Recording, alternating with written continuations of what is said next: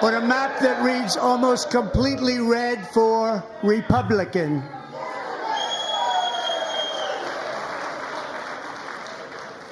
Now, for the first time in modern history, more Americans believe that our country is headed in the right direction than the wrong direction. In fact, it's an astonishing record, 27-point swing, the most ever.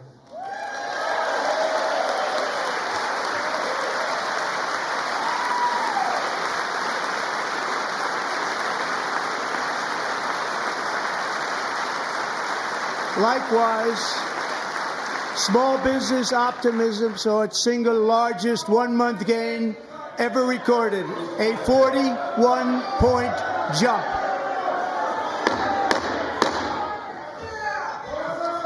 Members are directed to uphold and maintain decorum in the House and to cease any further disruptions. That's your warning.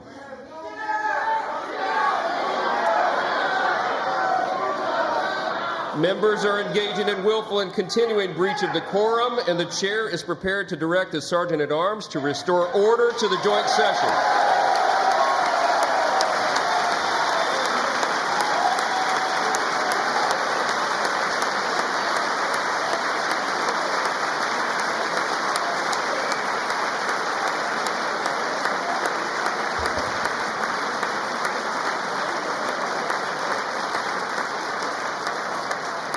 Mr. Green, take your seat. Take your seat, sir. Take your seat. Finding that members continue to engage in willful and concerted disruption of proper decorum, the chair now directs the Sergeant-at-Arms to restore order. Remove this gentleman from the chamber.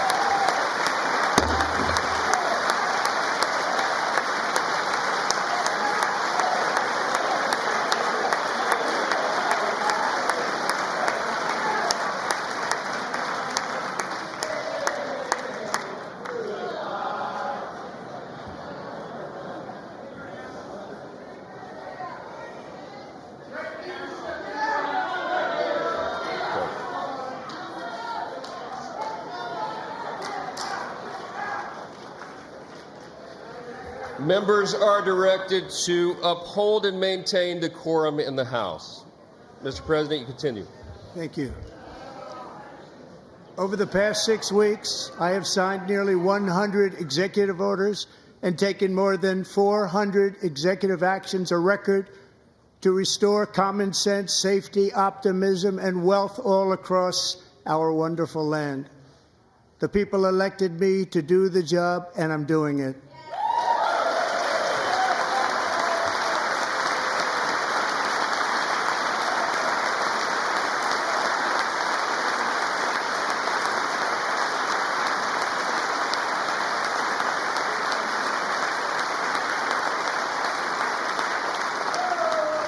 In fact, it has been stated by many that the first month of our presidency, it's our presidency, is the most successful in the history of our nation.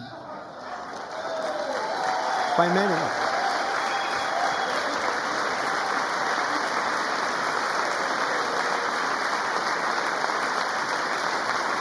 And what makes it even more impressive is that, do you know who number 2 is? George Washington. How about that? How about that? I don't know about that list, but we'll take it.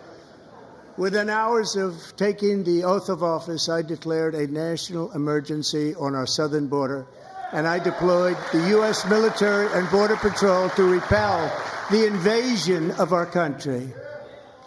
And what a job they've done. As a result, illegal border crossings last month were by far the lowest ever recorded, ever.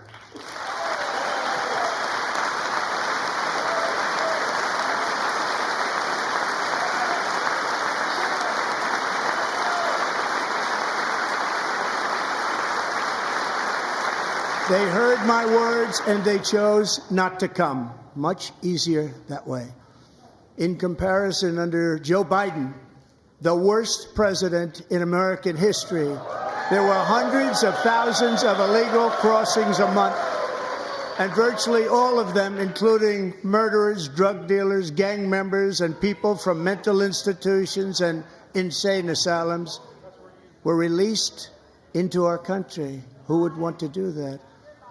This is my 5th such speech to Congress. And once again, I look at the Democrats in front of me, and I realize there is absolutely nothing I can say to make them happy or to make them stand or smile or applaud. Nothing I can do. I could find a cure to the most devastating disease, a disease that would wipe out entire nations, or announce the answers to the greatest economy in history, or the stoppage of crime to the lowest levels ever recorded. And these people sitting right here will not clap, will not stand, and certainly will not cheer for these astronomical achievements. They won't do it, no matter what. Five times I've been up here. It's very sad, and it just shouldn't be this way.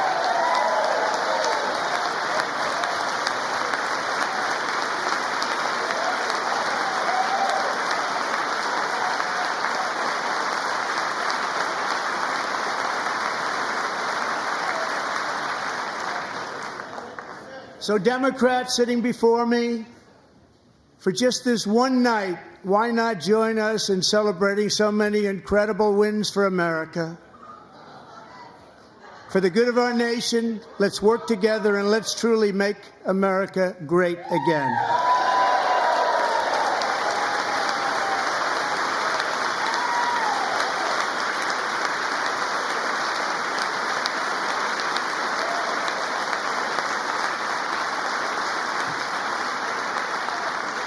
Every day, my administration is fighting to deliver the change America needs to bring a future that America deserves, and we're doing it. This is a time for big dreams and bold action. Upon taking office, I imposed an immediate freeze on all federal hiring, a freeze on all new federal regulations, and a freeze on all foreign aid.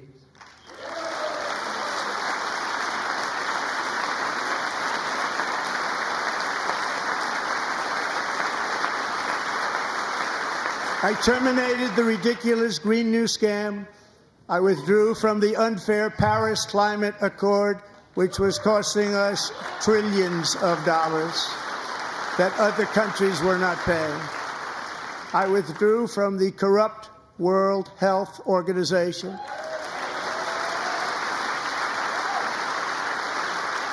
And I also withdrew from the anti-American UN Human Rights Council.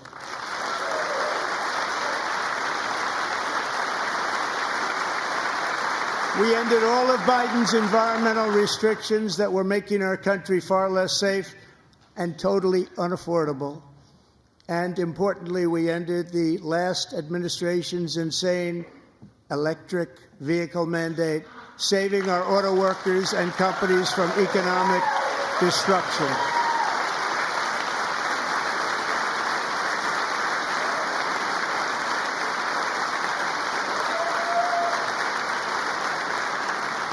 To unshackle our economy, I have directed that for every one new regulation, 10 old regulations must be eliminated, just like I did in my very successful first term.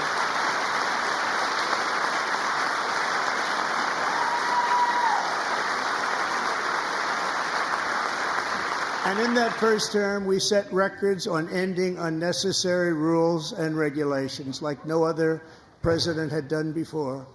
We ordered all federal workers to return to the office. They will either show up for work in person or be removed from their job.